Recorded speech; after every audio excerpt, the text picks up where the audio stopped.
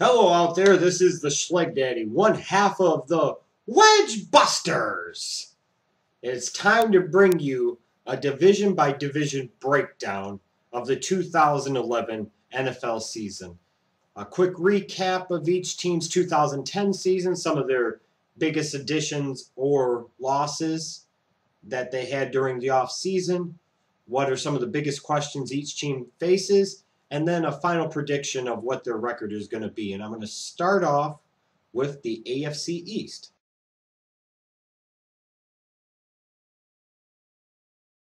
The Buffalo Bills finished a putrid 4-12 in 2010 under first-year coach Chan Gailey. Yeah, that guy. Did they expect any less?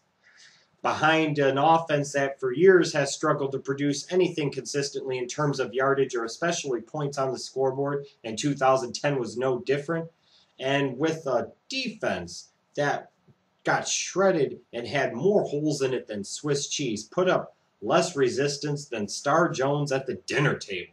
There were some positives in 2010 for the Buffalo Bills, mostly on the offensive side of the football, as Ryan Fitzpatrick stepped in early on in the season and threw for 3,000 yards. Fred Jackson established himself as a multi-purpose starting running back, and Steve Johnson, the wide receiver, had a breakout 1,000-yard campaign. The Buffalo Bills organization decided that their quickest path, apparently, to becoming a respectable team and maybe down the road a playoff team is to revamp their defense that was absolutely terrible last year and has been for several years now. They addressed that first in the draft by getting Marcel Darius, the defensive lineman from Alabama, Aaron Williams, the corner from Texas, and Kelvin Shepard, the linebacker. They also brought in veteran free agents such as Sean Merriman, Kirk Morrison, and Nick Barnett. Now, as bad as their defense was, their offense was still pretty suspect. 25th in total yards and averaging like 17 points a game. That's not going to win you a lot of football games in the NFL, no matter how good your defense is. And the question has to be asked with the Bills. Did they make a mistake by not bringing in some young competition for Ryan Fitzpatrick? Do the Buffalo Bills really believe that Ryan Fitzpatrick, former quarterback of Harvard, is their answer and their future at quarterback? So the Buffalo Bills in 2011 are, again, a team in rebuilding mode for a team that hasn't made the playoffs since, 1999? You'd figure at some point in time, eventually, they'd have to get things right. But the Bills just don't seem to want to do that. They struggle on offense, so they get rid of their best and most consistent offensive weapon in Lee Evans. Why? Putting even more pressure on Steve Johnson to duplicate his season of last year. Are they going to get anything out of C.J. Spiller? Because he produced about a big fat bupkis last year. And with all the attention that was paid to the defensive side of the ball, are the Buffalo Bills going to start reaping any benefits from that? At the best, I see the Buffalo Bills being a 5-11 team. And at their worst, let the Andrew Luck sweepstakes begin!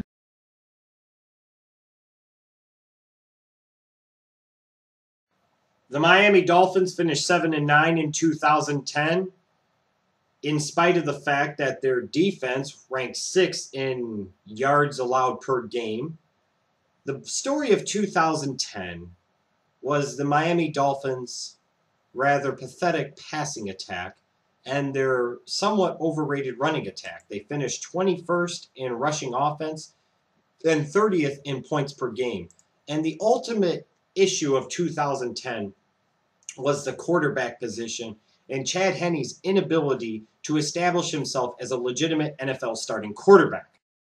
The Miami Dolphins failed to acquire competition or an upgrade over Chad Henne, so they decided to take a different approach in the offseason and decided to improve some of the talent around Chad Henne to see if that maybe would help him fulfill his potential. They drafted Mike Pouncey in the first round, the offensive lineman from Florida. Also drafted running back Daniel Thomas in the second round, not to mention bringing in Reggie Bush via free agency.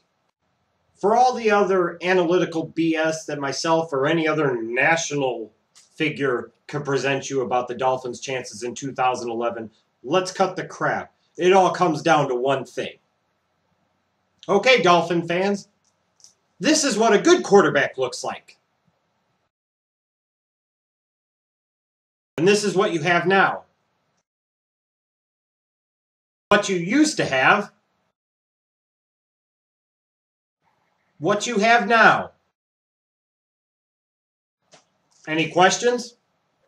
Don't get me wrong for a second. Miami has a very, very solid defense, both against the run and against the pass, that will enable them, just like it did last year a lot of times, enable them to stay in games. The question is going to be with Miami, can the running back tandem of Bush and Thomas produce at or above the level that Ronnie Brown and Ricky Williams did in the past? And ultimately, we all know the question with the Miami Dolphins is, what is Chad Henne going to do? Is he going to step up his game and try to establish himself as a legitimate NFL starting quarterback? Or is he going to prove once and for all that he's nothing more than a backup or an also-ran?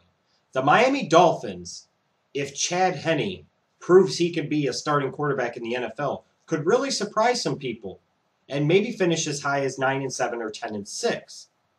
Unfortunately, I am very hesitant to take any stock in Chad Henne being able to live up to any expectations at all, and expect the Miami Dolphins to either finish 7-9 or 8-8 this year.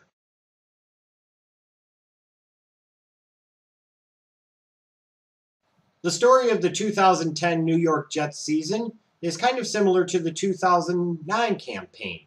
Second best in the East during the regular season, the best team out of the East come playoff time. Last year they finished 11-5, finished one game behind the Patriots, and ultimately lost to the Steelers in the AFC Championship game, which was preceded by an impressive victory at New England in the divisional playoffs. The Jets relied primarily again on their rushing offense, which finished 4th in the league last year after finishing 1st in 2009 behind LaDainian Tomlinson and Sean Green. And their defense, which was 3rd in yards allowed and 6th in points allowed. The ultimate struggle for that team again was the passing attack led by Mark Sanchez. While Sanchez did make some strides in 2010, he still has a way to go before he really establishes himself as a potential franchise NFL quarterback. There are a couple of things that need to be addressed for the Jets in 2011 in order for them to take that next logical step and reach the Super Bowl. First and most pressing, on most Jets fans' mind, I'm sure, is the development and improvement of Mark Sanchez. Even though the Jets displayed more balance in their offense between run and pass in their second season, it's still primarily the Jets are a run-based offense, relying heavily on that run, especially in clutch situations. And they need more balance and more consistency out of Sanchez and that passing game in order for that team and that offense in particular to really take the next step. Part of that question as well with the offense comes in with Plaxico Burress being added to the squad. After 2 years in prison for shooting himself in the foot, does Plaxico Burress still have most of the skills that he had before he went away? And will the losses of a Braylon Edwards and a Jericho Cotchery hurt this organization more than they realize?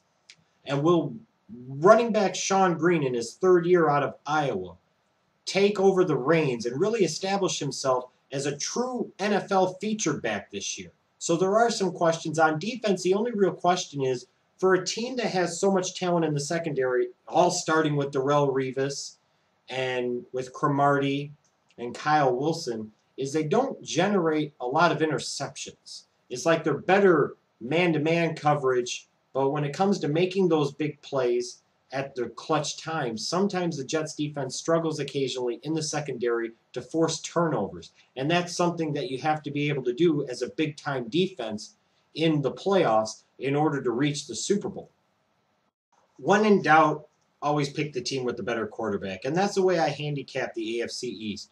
So I do have the Jets finishing 11-5 again this year and finishing second to the Patriots for a 3rd straight season in that division. However, I do have the Jets going farther than the Patriots in the playoffs because I just believe that the Patriots aren't as well of a designed team for the playoffs as the Jets are, with the Jets having a more dominant defense, and a much more effective, consistent running game. The ultimate question, as it so often does with the most important position in professional sports in the entire world, is quarterback, and how much is Mark Sanchez going to progress in year number 3?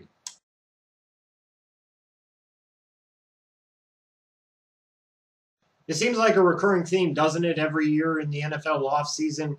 All the moves the Patriots make and most of the national media kissing their ass and proclaiming them a Super Bowl contender once again for the umpteenth dozen freaking year. But the question is this time, is all that talk deserved? The New England Patriots won the AFC East last year with a record of 12-4, primarily off the strength of their offense's ability to score points. In fact, they led the league in points scored and finishing 8th in points allowed on defense. So you score more points than you allow. It tends to be a good formula during the regular season, a week-in, week-out basis. On offense, Tom Brady had a magnificent year. Other than 2007, perhaps the finest year of his career, throwing for 36 touchdown passes and count them, only 4 interceptions. No matter what anybody wants to say about Brady, a 9-to-1, basically, touchdown-interception ratio is damn impressive. They also got big performances out of guys like former Ole Miss running back Ben Jarvis Green Ellis, who had a 1,000-yard season. Some versatility out of a guy like a Danny Woodhead. And while the New England Patriots seem to be a team that consistently performs well in the regular season, they have struggled in recent years in the playoffs. It seems like as they transition to a more pass-happy team and win away from a more balanced attack, they really seem to struggle when the clutch situations come. And that could be attributed in part to the struggles of the Patriots to control the line of scrimmage at the point of attack, both on offense and defense. In fact, the Patriots on defense finished 25th in overall yards allowed and a very putrid 30th in passing yardage allowed, which really seems to be an issue of the New England Patriots D in recent years, is the questionability and the weakness in their secondary. So the mad scientist Bill Belichick is at it again. He's going to attempt to do what he did with Randy Moss a few years ago and re-inject life into the careers of Chad Ochocinco and Albert Haynesworth, 2 of the big-name acquisitions that New England got this past off-season. Not to mention, to address the weakness of the Patriots at the point of attack, they drafted Colorado offensive tackle Nate Solder in the first round, and attempting again, just like with the drafting of McCourty last year, to address that secondary, they drafted Virginia's Rossai Dowling in the second round. So there are some questions facing the New England Patriots in 2011. I don't think anyone disputes if they're a good team. The question is, are they a great team? Can Tom Brady repeat the performance that he had last year? That's kind of hard to say. They did draft guys like Stephen Ridley and Shane Vereen to inject some talent into their running back by committee situation. They brought in Chad Ochocinco to complement Wes Welker at wide receiver, and is Chad Ochocinco going to have one of those big-time seasons that we haven't seen from him in some time now? On defense, the Patriots secondary is still very questionable. They have talent and depth throughout that defensive line and in their linebacking core as well. But the bottom line is, in order for the Patriots to succeed in the playoffs, they're going to have to get more physical at the point of attack, which is ironic because that was one of the trademarks of those early Belichick teams that won those 3 Super Bowls, was their ability to be physical in the trenches, both on offense and defense, and that's something that's clearly lacking now. If the Patriots are able to be more stout and aggressive and dominant at the point of attack, this is a team that could potentially go to the Super Bowl and win it. But if they aren't, and their secondary is kind of lacking like it has been in recent years, this is going to be a Patriots team that, again, will finish well in the regular season, win their division, yet come up short in the playoffs and watch a team like the Jets go farther than them.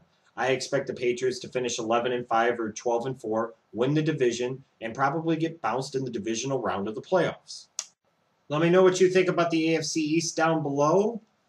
Next up will be the AFC North preview. Thanks for watching. I'm the Schlegdaddy, and when in doubt, it comes to football. Who you going to call? The Wedge Busters! Busters!